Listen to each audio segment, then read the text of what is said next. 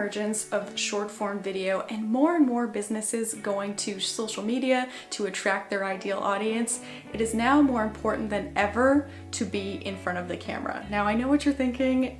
It's scary, it's so cringe, it's so awkward. However, it is a great way to connect with your audience. So whether that you're a business owner or you're an individual just starting to grow an audience or wanting to make content on social media, here are a few ways to combat your camera shyness. If you're new here, my name is Bianca. I'm a content strategist and creator for small businesses, and I know how they feel. I know it's important to be in front of the camera, but sometimes you just don't feel like it. Sometimes it's not the right time.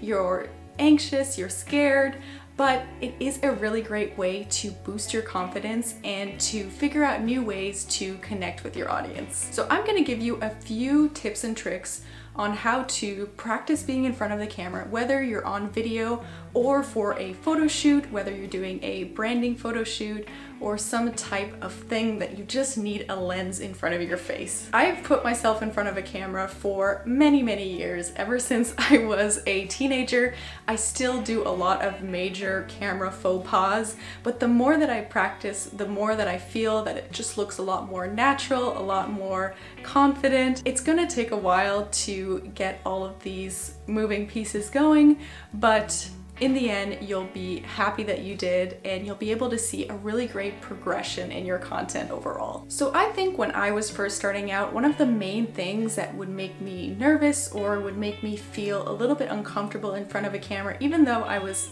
all by myself, was the fear of people that I know would watch it, or people that I could encounter in real life seeing how uncomfortable I looked in front of the camera. And that, I know, is something that is quite common with a lot of people. They don't like hearing the sound of their own voice. They don't like seeing themselves in that sort of light. Just think of it as if you're talking to your friend and you're just really excited to talk about something specific. So the first thing that I do when I first start pressing that record button is to take a few deep breaths, and I'm not very successful at it all the time, but I try to slow down when I'm talking. If we talk very quickly, we tend to stumble, just like I did right now.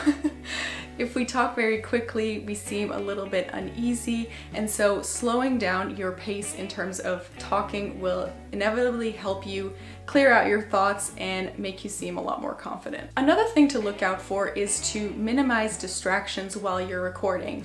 A lot of people, when they first start out, if we're like working together and they're in front of the camera, they'll have a little bit of notes next to them. I always have my iPad. If ever I'm missing anything, it'll be a really great way to just make sure that you're hitting all of your points and you're not baffling in front of the camera. You can just look off to the side, look at your notes, and keep going. But it is really great to just not have your phone with you. You don't want something popping up and you're looking out into different areas. So minimize all of those distractions so that you have a clear mind and you know what the task is at hand. I also have my viewfinder right next to the camera, and I always do this, literally always do this, but I'm getting much better at it.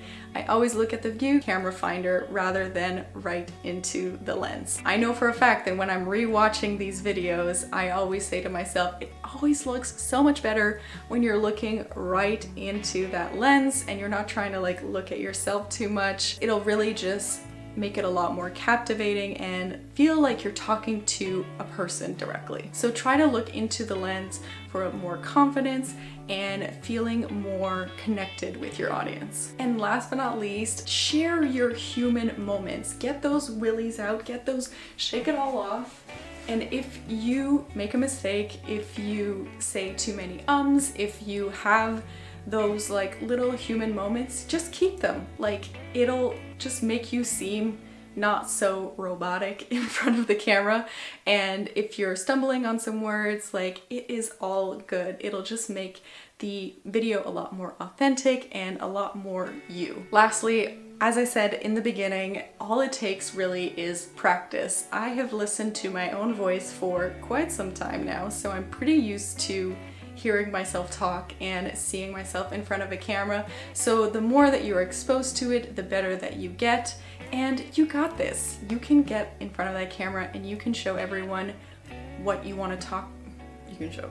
I'm trying to make a really good pep talk here, like I'm doing like the locker room talk or something. What I wanted to say is you can make sure that you talk to your audience and talk about the things that you are passionate about, talk about the things that get you excited, and talk about things that inspire other people. And that's what people want to see, basically. No matter how you go about it, it'll just be fantastic.